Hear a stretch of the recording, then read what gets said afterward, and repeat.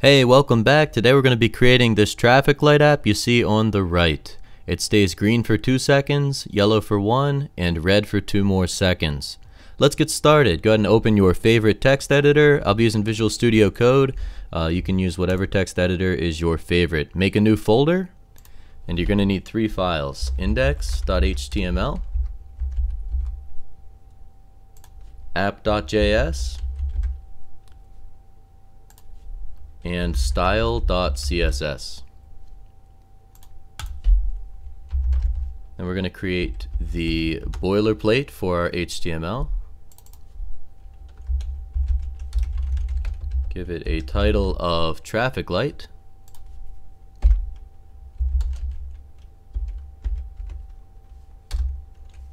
Create a link to our CSS. And the href is already style.css, so we're good.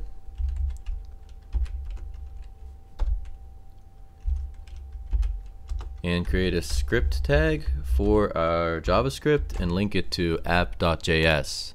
Everything should be connected properly. And if you have the live server extension, go ahead and open it with the live server. If you do not have the live extension, you can just save here in your editor and then refresh in your browser and it will work the same. Okay, we will be using Jquery for this project, so we need to put the Jquery CDN into our app. And I went to code.jquery.com, and we're going to use the slim version. There's no need for all of the jQuery features. And all I'm going to do is copy the, if I can do it without copying everything else, copy the script tag, Control-C, and paste it above, make sure it goes above app.js, I believe. If it doesn't, then we'll fix it. But for now, paste it above app.js and save. So jQuery should be working, and we'll find out in just a minute.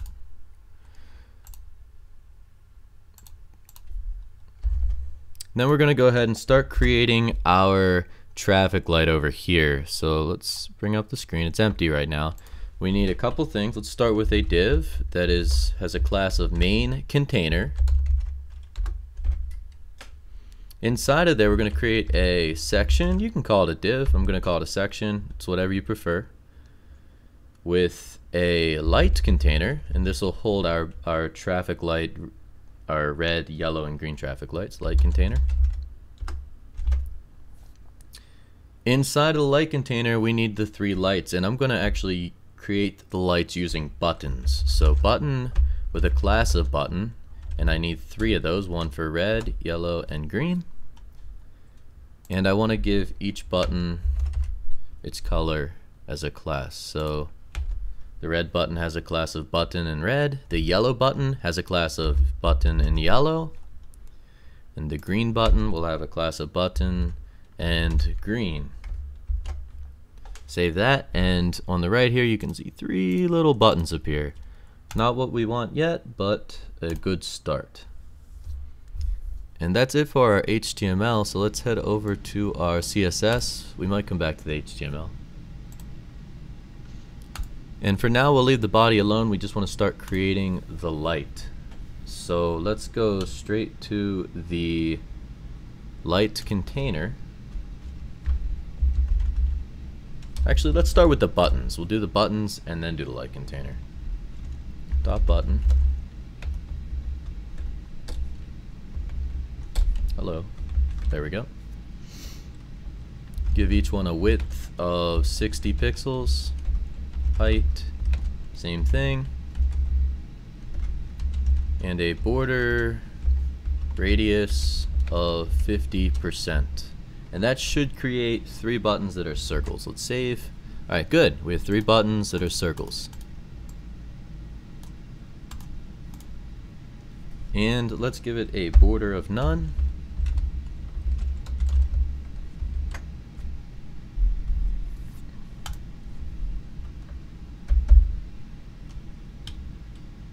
Alright, now each button's going to have its own color, right? So let's go ahead and give each button their color. The red button has the class of red. And we can actually just copy, paste, and relabel here. Yellow and green.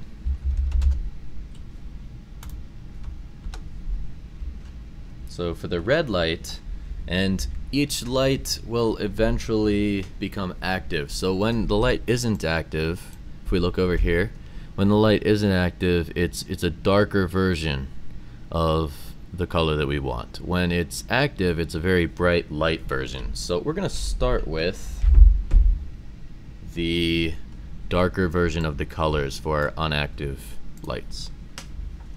And for that, you can go ahead and either pick a dark red color, or you can kind of copy what I have here. I have an RGB color. So we're gonna do background color. And I'm just gonna copy paste what I have from the original project. Save, and there's the dark red. It almost looks brown. Gonna do the same for the yellow.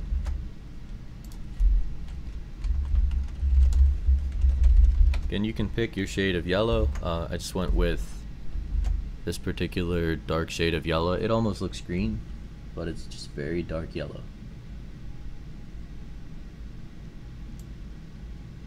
Then we'll do the same for green. Oops.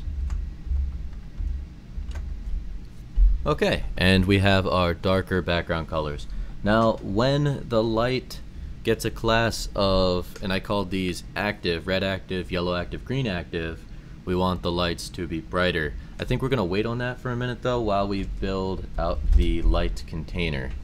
And my computer has been giving me trouble.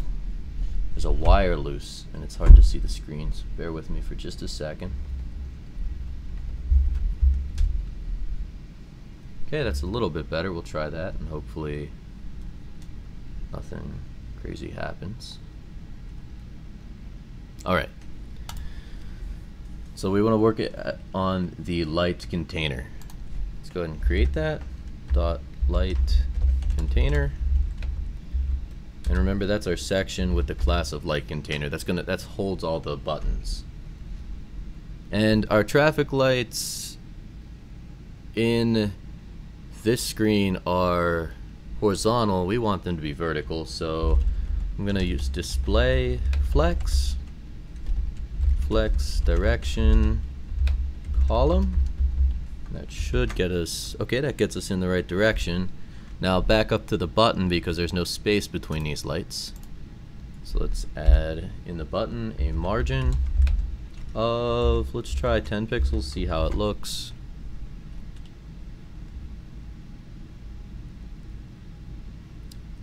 Don't think that's quite what we want. Let's do it this way. 10 pixels, 0 pixels, 10 pixels, 0 pixels. Save. Okay, because I don't think we want the left and right to have as much space as the top and bottom. Now we'll go back down to the light container, and we want to give it a background color. And this, believe it or not, is a CSS color. I didn't know until I tried it. Goldenrod is a background color choice. So there it is, background color of goldenrod. And as you can see, it doesn't exactly, there's too much yellow going on to the right. So let's give our light container a width of, I chose 120 pixels. You choose what looks good to you, okay? And then our buttons are not centered inside of the traffic lights. So now we need to go back and center the buttons. And this is, we changed the flex direction to column. So to get them centered, we need to use align items. I tried justify content. It actually kind of changes which one is which if you choose flex direction column. So align item center should put the buttons in the center of our traffic light or close to it. Okay, so there's what we have. There's the original.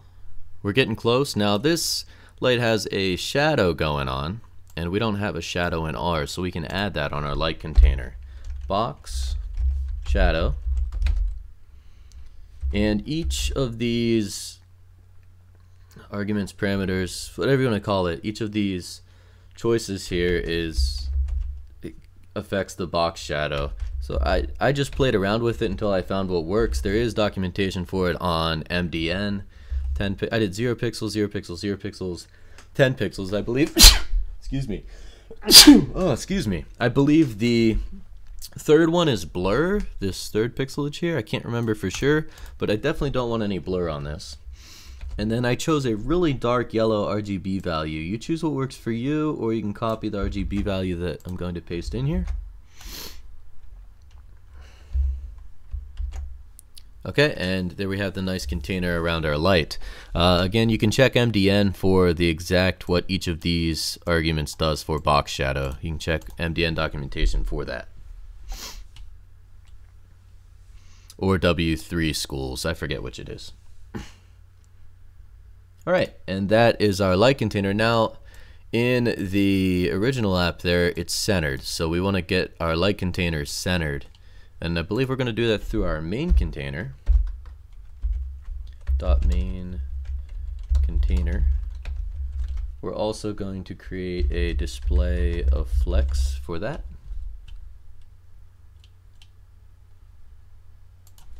And then this one we did not change the flex direction, so when we justify content, we want to go, or excuse me, when we try and center it, we want to use justify content because we did not change the flex direction.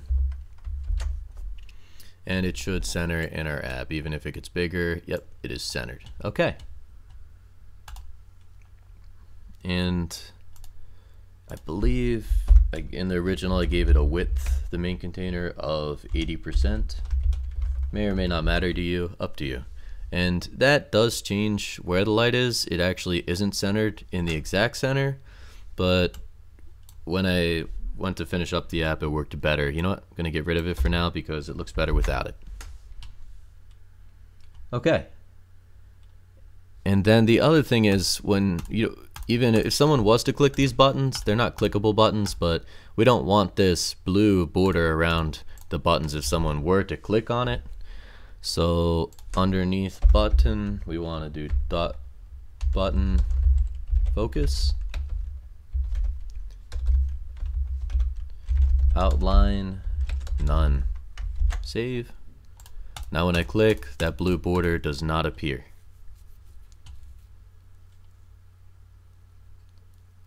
Alright, now let's go over to our app.js. Jquery should be working. We're going to find out. $, or you can use the word Jquery. Most people use the $, document, .ready, takes in a function, and for now I'm going to do console.log. It works, just to make sure the Jquery is working in our app. So that's saying when our document is ready and everything's loaded, console.log, it works, and there it is, it works. Great. So we're going to leave that blank for now, but we do need to do something. When our document's ready, we need to start running the JavaScript that creates the lights changing. That's the goal. So maybe we put a function called change lights, because when the document's ready, we want to run a function that changes the lights from green to yellow to red back to green. So that's a good start. Now there is no change light function yet, but we'll get there. So let's make it, I guess, right? Function change lights.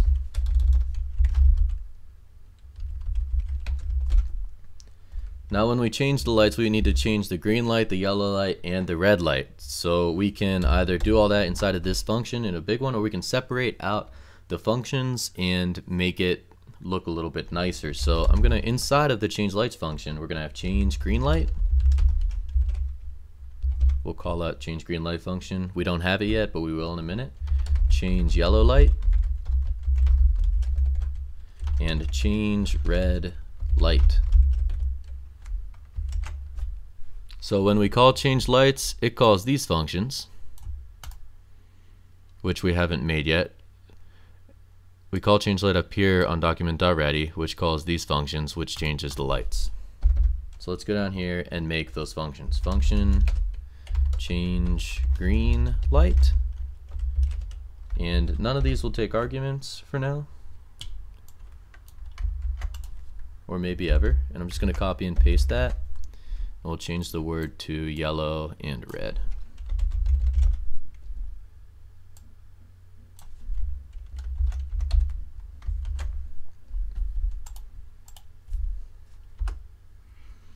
Okay, there's a million ways to code this, program this. This is the way I chose. You can pick whichever way you prefer. So this is just one way to do it. If you find a better way, by all means use that, right? That's the beauty of programming, is to kind of create your own way and make something unique to you. Also, when you're done with this app, I encourage you to change around some parts, maybe add something of your own to it to help yourself grow and expand on what we did here. Right, and we are going to need each light to get brighter, and we're going to need to add a class, I believe, to do that, because when we change the green light, it needs to go from this color to a brighter color, and to do that we can add a class which will create that brighter color light and then remove the class and it'll go away, and then the yellow light will add a class, remove a class, then the red will add a class, remove a class. So let's go back to style. And under each red, yellow, and green classes, I'm going to do a class that we don't have yet, .red active. And I'm going to copy paste that underneath yellow and green and make a .yellow active and a .green active.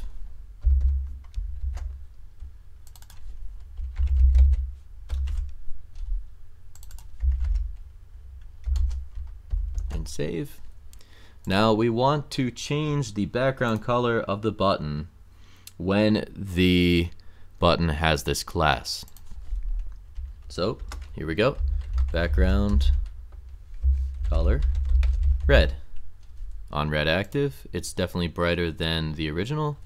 On yellow, background color yellow.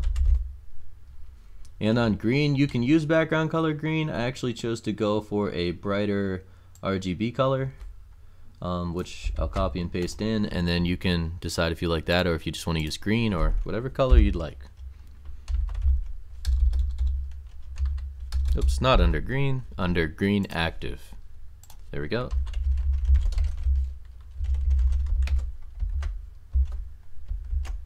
Okay, so we created 3 classes, red, yellow, and green active, with their brighter colors for the background when that class is called over here in JavaScript, or when it's added. So let's go back to JavaScript. And we're going to use Jquery here. We want to grab the light, this button, with the class of .green, just .green, the original light button. And this is under change green light. We want to toggle class. We want to add the class of green active. And green active in our CSS is underneath green, so the background color will be chosen from green active instead of green because of the way it cascades down the style sheet, I believe. So toggle class green active. And then when we get to our yellow light, okay, so green active, when we do our yellow light, we want to turn the green active off. We want that bright color to go away, and we want to have the bright yellow appear. So let's do that. .green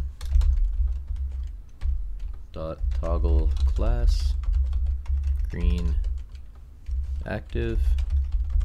So that's shutting green active off when we get to the change yellow light function, and we want to turn on the brighter yellow light with toggle class yellow active.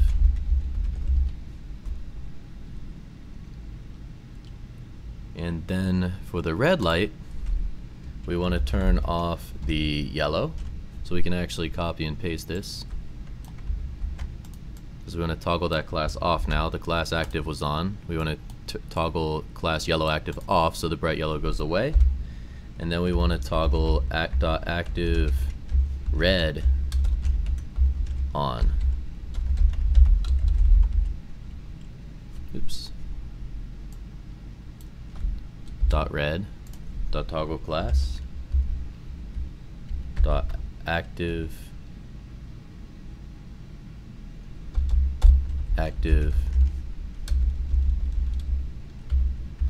red active. There we go. When you're doing toggle class, don't add the dot. It knows it's a class, that's why it's toggling class.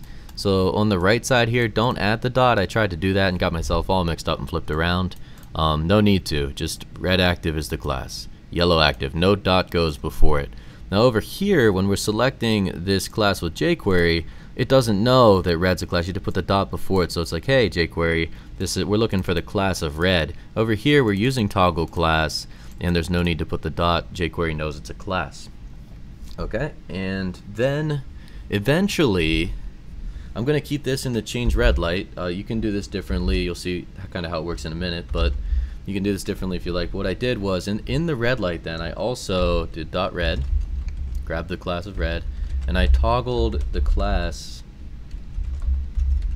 of red active off in the red light, and kind of show you how that works in a second. Now we have all these classes that we're toggling, but we didn't call any of the functions yet. And what we're actually going to do is run a set timeout on inside of each of these change light functions. We're going to run a set timeout, and when the set timeout expires, the class will be changed to whatever the active state is at the moment. So inside change green light, we're going to run set timeout, create a function, and inside that function we're going to take this, cut it, and paste it, the green light toggle class, and we want this green light to run almost as immediately as possible. We want the light to turn green when our page loads. So there we go. Okay, and it did not work yet, but we're not done yet. It'll work here once we finish up the jQuery. So let's do that. So we did a set timeout with the function, and after 0 milliseconds, we're going to toggle the green class. We're going to grab the class of green and toggle and turn on the green active class and change this button to bright green after 0 milliseconds. Great. Go down to change yellow light, same thing, set timeout, function, and we're going to copy paste the jQuery we have inside of set timeout, and we want this to run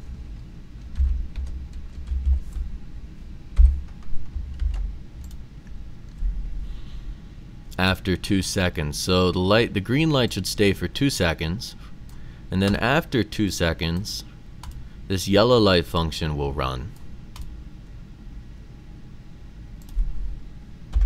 hopefully. Let's go over here and look. jQuery.deferred exception, change light is not defined.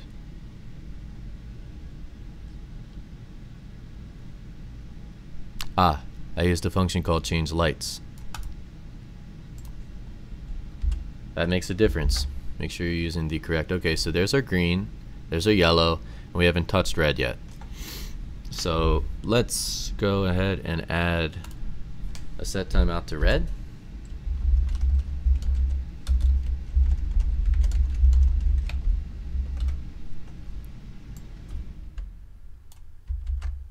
These paste. It's not defined. At change lights, change red light. Okay, also notice it's throwing an exception here too. You gotta use the right capitalization. Now that should hopefully go away. Okay, now all that went away. Great. So we did a set timeout, on the red. And we want that to run after, I'm gonna say 3 seconds or 3000 milliseconds. And that looks a little funky right now because we're having red come on after 3 seconds, red active toggle, but then we're shutting it. This is being weird. So what I chose to do here is run a second set timeout in this change red light function.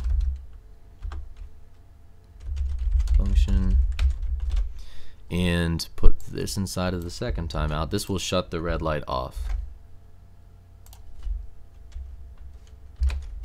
after 5 seconds. So here's kind of the scenario we have: green, yellow, red, and it stops. Now I'm going to put another set timeout in a minute, or set interval, so this whole thing runs over and over again.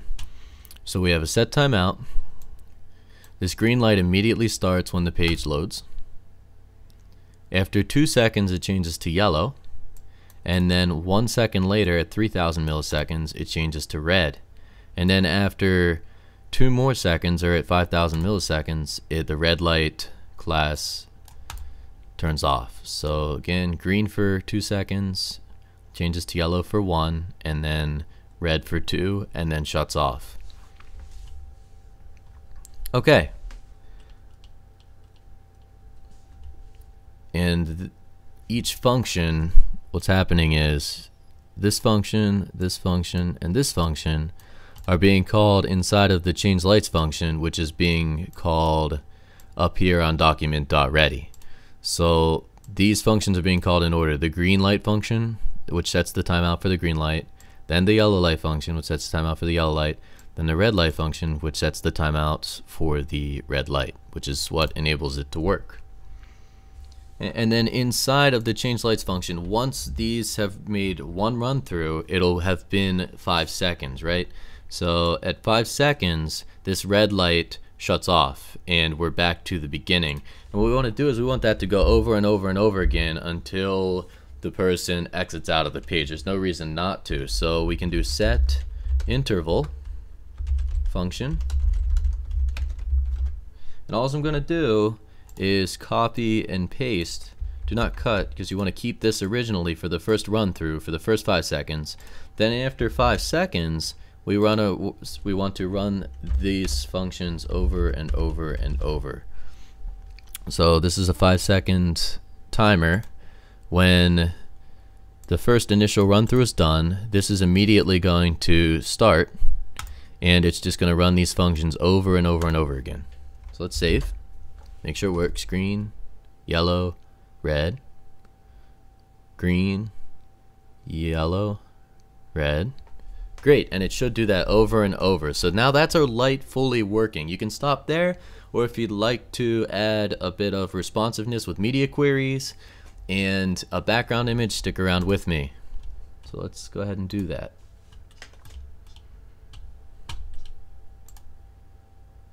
Back in CSS, so that's the light, right? The light is fully functioning now. Now we just want to add a nice background. So inside of CSS, I added the body tag and display on that. I called it flex. Justify content, I went center. And now I can add the width of 80%, I believe, to the main container, and it'll make more sense. Width 80%. Let's save all that. Okay, and now it is centered. The light is centered in the middle of the page, which is great, because we took the width of 80% of the main container, and the main container is still 80% width, but we centered it inside of the body. Alright, now we add a background image, or I added a background image. You can add whatever background image you'd like, or if you want to use the image I have, that's great too. You can either type in what I have, or you can copy and paste it from the description box down below. I'll put the link for the background image in the description box. URL. There it is. And let's save that just to make sure it's there. Okay, it's there now, but we want it to be responsive, and you can see the bottom down here, the clouds are back. We don't want all that. So background, repeat, no, repeat, background, size, stretch. And this is just what worked for me. I don't necessarily find any particular thing that works every single time. I just kind of play around with it until I get what I like. Now this isn't done yet. As you can see, we have this. So I want to create a few more things to make this look a little bit better at different sizes.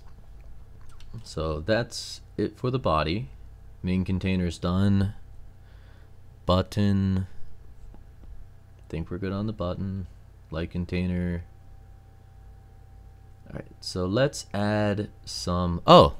We didn't add the kind of blur that comes when you're looking at a stoplight. We didn't add this blur effect, right?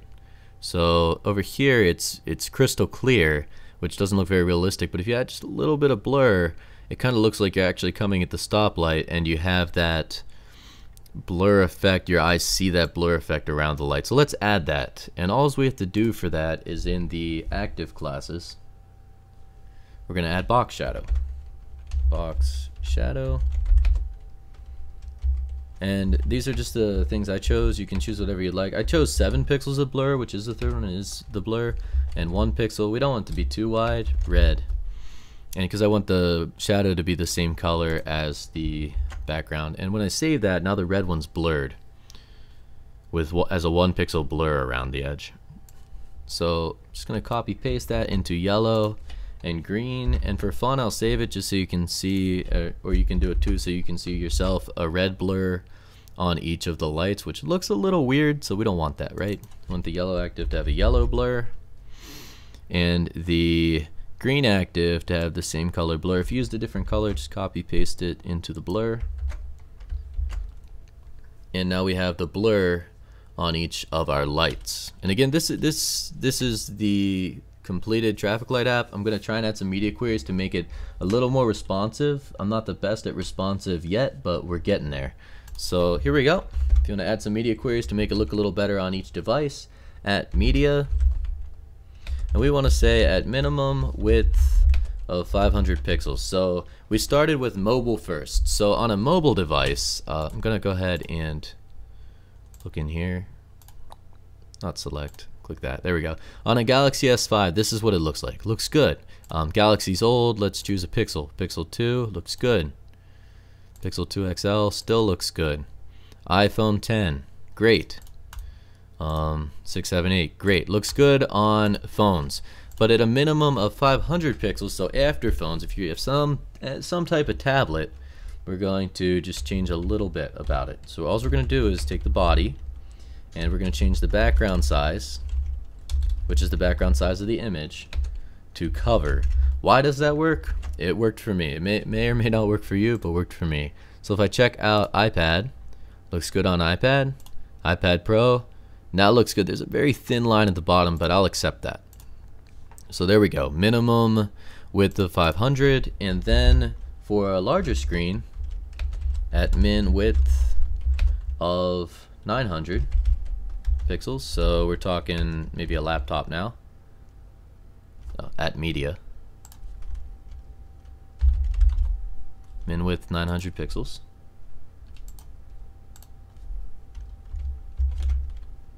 Change the background position 0 pixels, and then negative 300 pixels. What I found that does is it brings, I believe it brings the image up the page a little bit, and it just allows the image to kind of fill out the page better. So on the iPad Pro it still looks the same, but let's go back to the page image here.